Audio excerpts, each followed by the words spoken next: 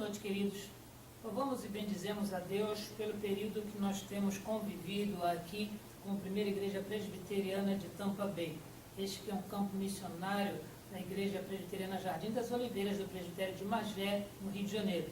Nós nos localizamos aqui na cidade de São Petersburgo, na Flórida, Estados Unidos, e Deus nos tem permitido participar de grandes atividades enquanto nós saímos para lançar a preciosa semente do Evangelho.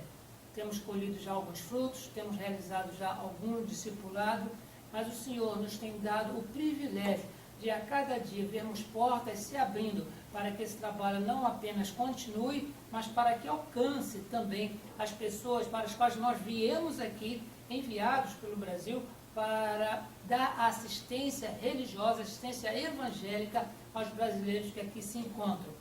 Nós tivemos durante esta semana, desde a sexta-feira, dia 4, várias atividades da 13ª Conferência Missionária da St. Pete Presbyterian Church. É uma igreja da PCA, da Presbyterian Church of America, que realiza aqui neste local atividades onde todos os missionários que esta igreja americana ela dá suporte, eles vêm até aqui e contam a respeito do seu trabalho no campo, e porque nós temos feito essa parceria, também fomos incluídos já nesse nosso quase terceiro ano aqui na igreja para darmos uma palavra aos nossos irmãos americanos sobre o nosso trabalho, sobre o que nós temos feito e agradecer a Deus por essa parceria que só tem nos abençoado. Bênção por bênção, nós também gostaríamos de compartilhar aos queridos que a cada semana nós estamos abordando no ano de 2016 o encontro do Senhor com um personagem bíblico. E devido a alguns personagens bíblicos nós temos mais do que um encontro com Deus, é o caso de Caim, é o caso de Noé. Hoje nós estamos falando sobre o terceiro encontro do Senhor com o patriarca Abrão. E para que os irmãos possam nos acompanhar na leitura bíblica, eu peço que abram as suas Bíblias, o primeiro livro da Bíblia, o livro do Gênesis, e no capítulo 15, nós estaremos lendo do verso 1 até ao 21. Livro do Gênesis, capítulo 15, leremos do verso 1 ao 21, dois grandes parágrafos que falam a respeito desse terceiro encontro do Senhor com Abrão. Diz assim a palavra de Deus. Depois desses acontecimentos, veio a palavra do Senhor a Abrão numa visão e disse: Não temas, Abrão, eu sou o teu escudo e teu galardão será sobremodo grande. Respondeu Abrão: Senhor Deus, que me haverás de dar se continuo sem filhos e o herdeiro da minha casa é o Damasceno Eliezer? Disse mais Abrão: A mim não me concedeste descendência, e um servo nascido na minha casa será o meu herdeiro. A isso respondeu logo o Senhor, dizendo: Não será esse o teu herdeiro, mas aquele que será gerado de ti será o teu herdeiro. Então conduziu-o até fora e disse: Olha para os céus e conta as estrelas, se é que o podes.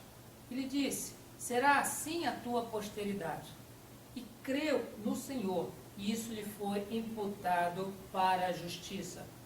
Disse-lhe mais: Eu sou o Senhor, que te tirei dos caldeus, para dar-te por herança esta terra.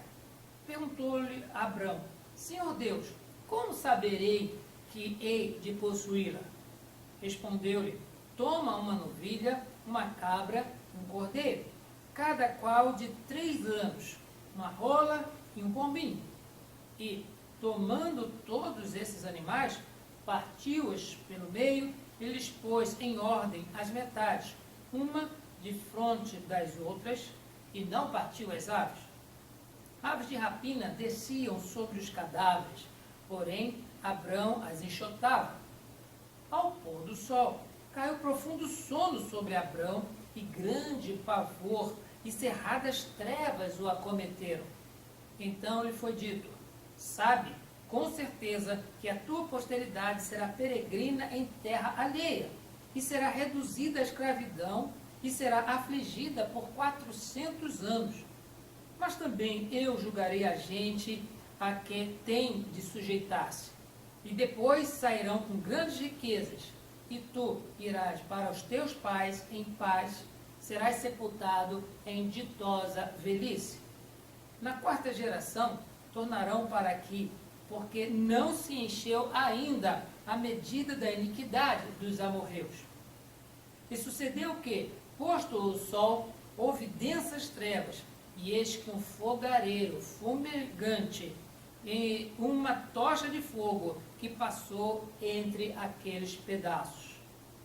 Naquele mesmo dia fez o Senhor aliança com Abrão, dizendo: à tua descendência dei esta terra, desde o rio do Egito até ao grande rio Eufrates, o Queneu, o Quenezeu, o Cadmoneu, o Eteu, o Ferezeu, os Refaíns, o Amorreu, o Cananeu, o Girgazeu e o Jebuseu.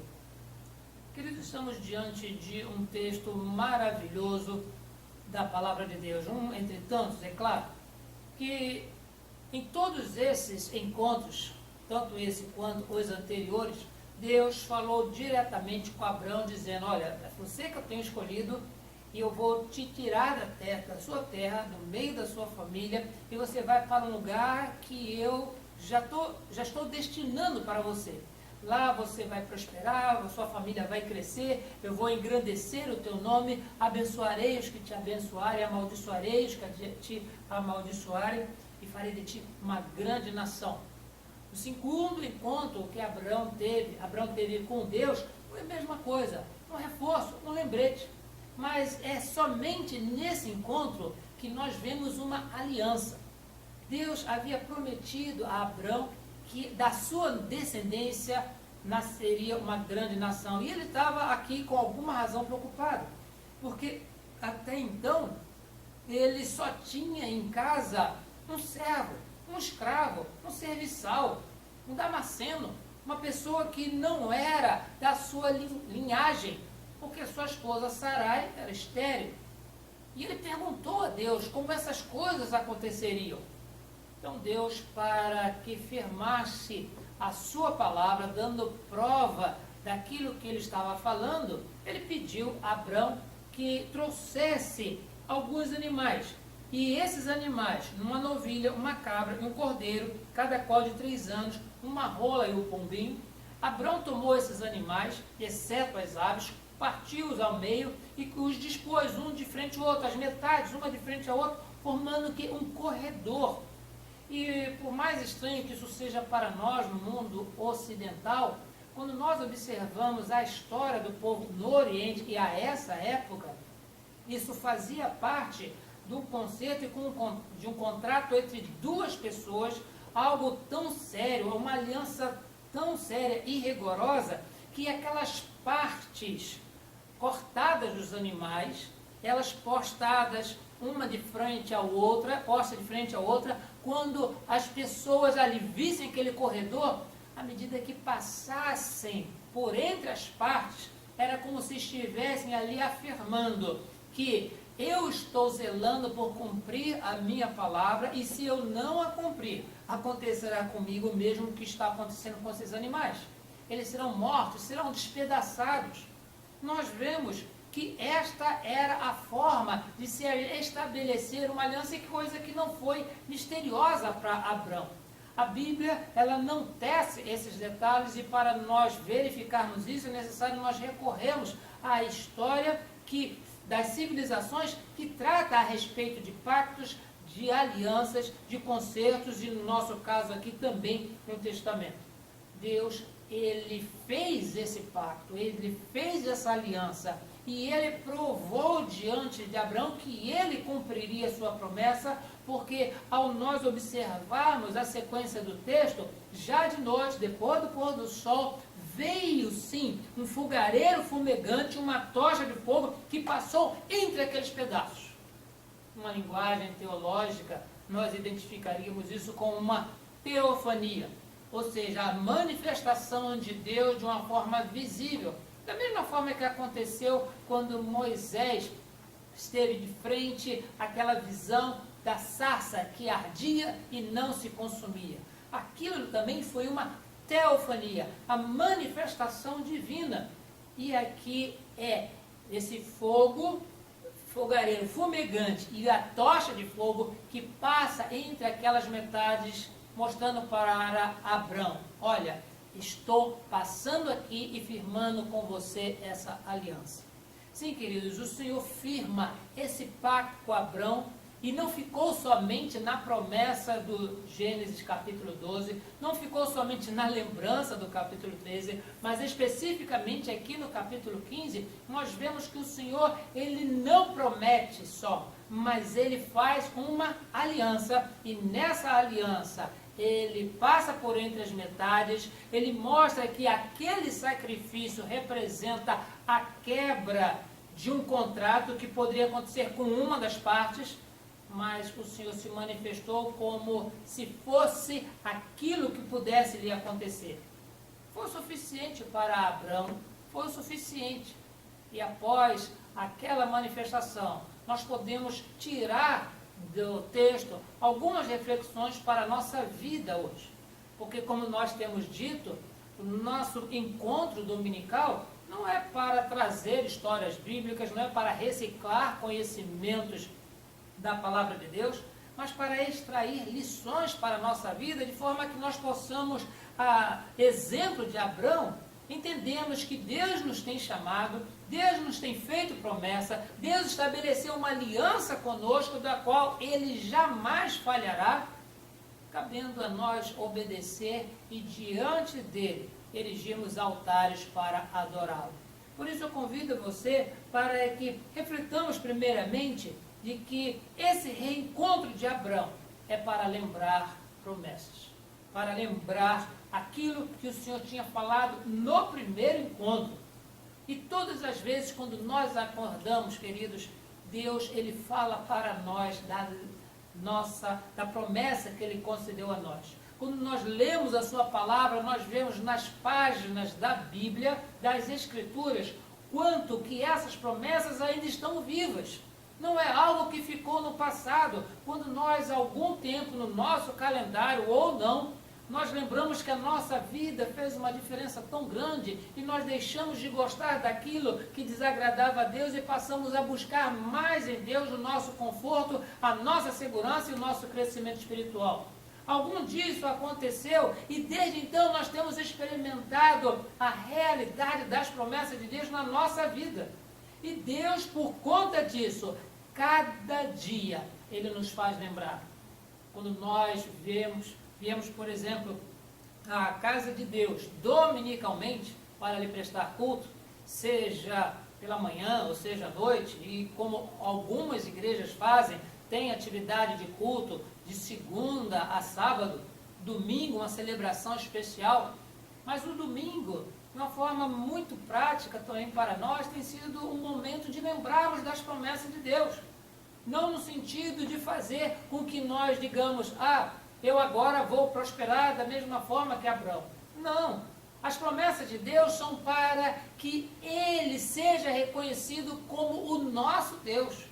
Nós como o seu povo, como ovelhas do seu pastoreio. Ele é o nosso pastor. E a promessa maravilhosa que nós temos da palavra de Deus é de que Ele nos garante vida eterna. Ele chamou Abrão, separou da sua terra. Deus nos tem chamado, nos separou desse mundo perverso. E dizendo para Abrão que multiplicarei a tua descendência. E desde então o povo de Israel, ouvindo falar a respeito da promessa futura, da herança da terra prometida, esta terra tem sido também comunicada a nós como promessa de Deus na glória futura, na Canaã celestial. Podemos ouvir isso também na definição de Jesus no capítulo 14 do Evangelho de João, dizendo, não se turbe o vosso coração, crede em Deus, crede também em mim. Na casa de meu pai há muitas moradas. Se não fosse assim, eu vou teria dito, vou preparar-vos lugar, para que onde eu estou estejais vós também. Sim, queridos, a nossa Canaã celestial, ela é junto com Jesus. Deus fez promessas. cumpriu suas promessas, está cumprindo suas promessas, e ainda desse grande encontro, onde nós estaremos para sempre com o Senhor, nós caminhamos dia a dia, lembrando das promessas do Senhor, que não falharam, não falham e jamais falharão. Sim, queridos, esse é também o encontro para lembrar a Abrão a respeito de promessas. E nós, todo dia, e especificamente no domingo, nós também nos reunirmos para lembrar das promessas de Deus na nossa vida, que nos encorajam, que nos fortificam a enfrentar dia a dia desta nova semana os desafios e as dificuldades que se levantam contra nós. A outra coisa, irmãos, que nós podemos refletir sobre o encontro de Deus com Abrão, é que o Senhor se reencontra com Abrão e firma com ele um pacto. Sim, da mesma forma que nós observamos que o pacto ali utilizado foi o de cortar animais e colocá-los um de frente ao outro e passar as pessoas ali pelo meio, pelo corredor, dizendo que eles se comprometiam. É importante também lembrarmos, irmãos, que para quem é bastante curioso em relação aos costumes que a Bíblia fala dos determinados povos, lembram da história de Ruth, a Moabita?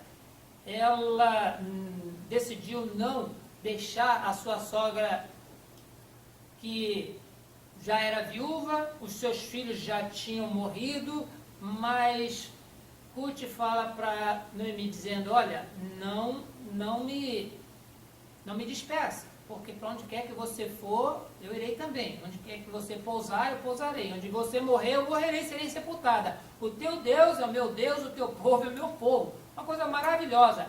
Mas para as mudanças das páginas do livro de Ruth, nós observamos que para que o resgatador tivesse, sendo ele o segundo na sucessão de levantar herança ao falecido esposo de Ruth, era necessário que pegasse a sandália do pé daquele que autorizou. E nós observamos, queridos, que foi este o sinal que aquele momento serviu para de que Boaz desposasse Ruth. Ele falou com o resgatador, disse, olha, se você não quiser resgatar, deixa que eu resgato. O resgatador disse, sim, você pode resgatar. Sim, mas o pacto é que você concorda com isso e por isso você vai me dar a sua sandália. E ele deu a sandália. Foi um pacto diferente. Mas aqui nós estamos falando de Abrão. E o pacto daquele momento era o corredor de animais sacrificados. Os animais sacrificados diziam, eu me comprometo em fazer. E desde então nós temos visto também vários tipos de sacrifícios, vários tipos de objetivos no sangue derramado de animais. E um desses que nós observamos que foi feito para provar o pacto e a fidelidade de Deus à nossa vida, foi a morte e derramamento do sangue de Jesus, que é o Cordeiro de Deus que tira o pecado do mundo. Abrão viu o pacto e a aliança de Deus, quando aquele fogareiro fumegante passou no meio dos pedaços, quando aquela tocha passou no meio dos pedaços. Mas cada um de nós, eu e você, nós podemos ver o pacto e a aliança de Deus conosco, quando nós vemos que Jesus, na cruz do Calvário, ele verteu o seu sangue em favor de nós. Sim, queridos, a palavra de Deus, ela está comprometida no sacrifício de Jesus. Por isso que o Evangelho de João, mais uma vez citado, diz que Deus amou o mundo de tal maneira que deu o seu Filho unigênito para que todo aquele que nele crê não pereça, mas tenha vida eterna.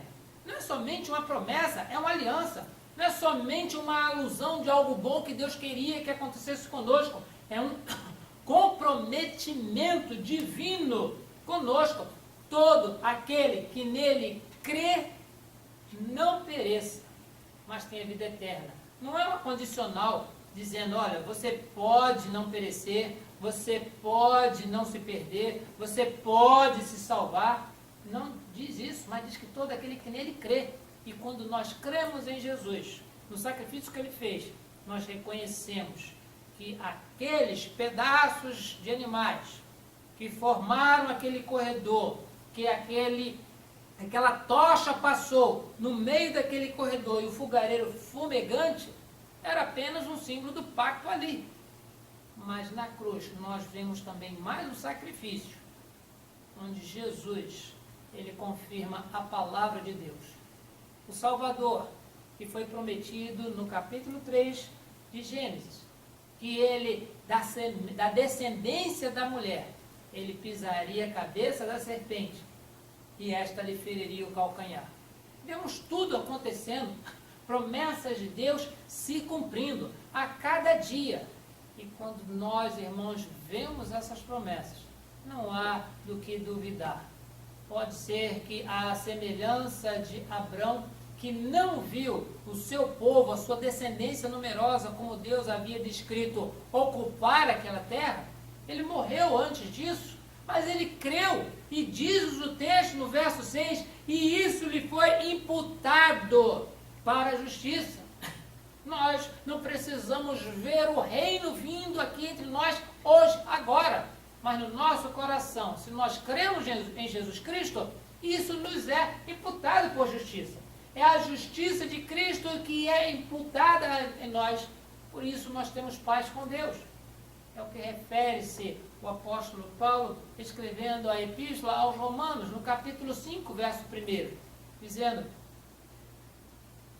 nós, justificados, pois, mediante a fé, temos paz com Deus, por intermédio de Jesus Cristo, o nosso Senhor.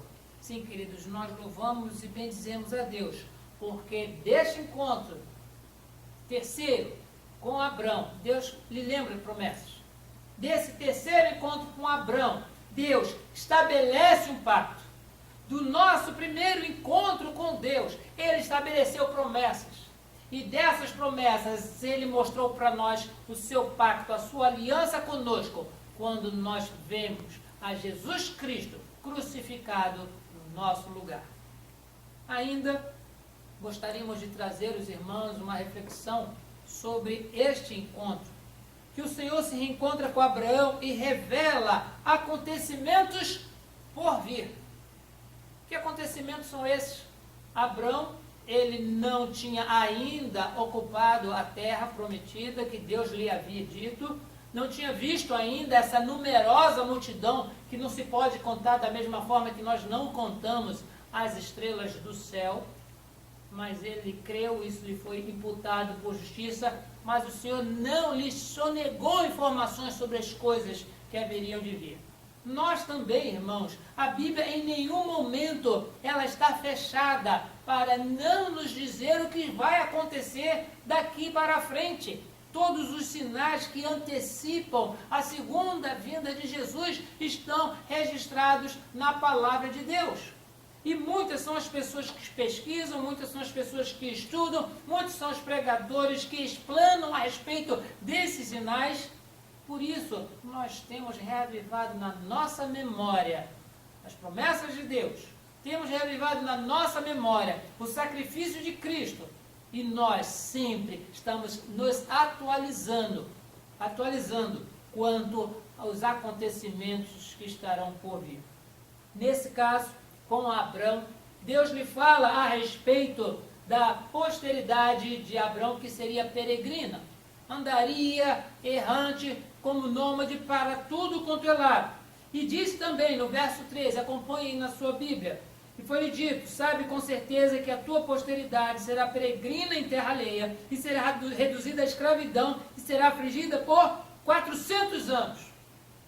Nós que já temos por muito bom hábito ler a Bíblia e fazer contas, sabemos que esse período se refere à escravidão no Egito. Quanto tempo se passou deste terceiro encontro até que José, filho de Jacó, falecesse e um outro faraó que não conhecia José começasse a escravizar o povo, que durou mais de 400 anos?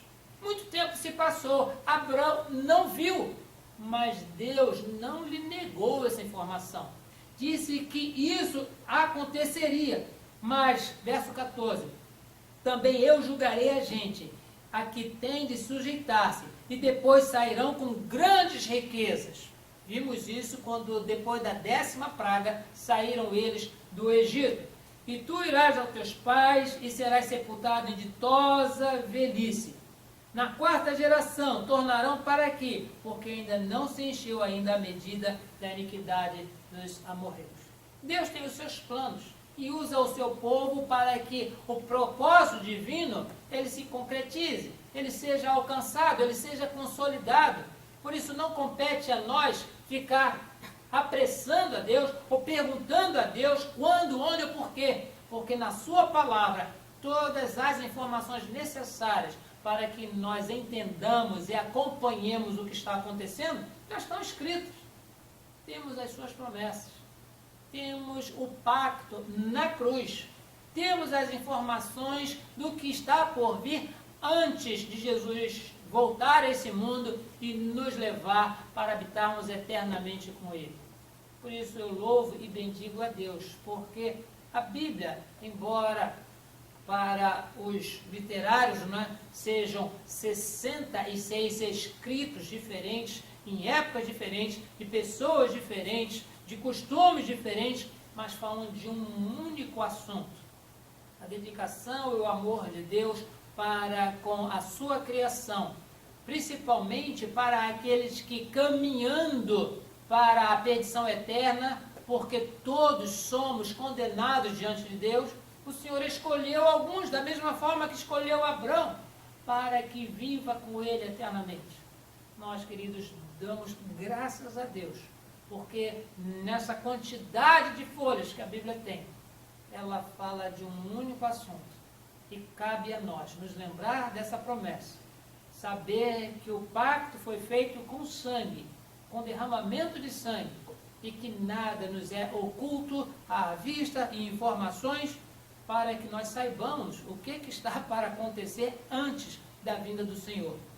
No Brasil, nós chamamos o último livro da Bíblia de Apocalipse, por uma questão de herança de linguagem, seja do latim, seja do grego, mas aqui nos Estados Unidos, porque a origem do idioma é diferente, fica muito mais adequado entendermos que o último livro da Bíblia chama-se Revelação, ou Revelation, porque é a revelação de Deus para nós sobre o que está para acontecer.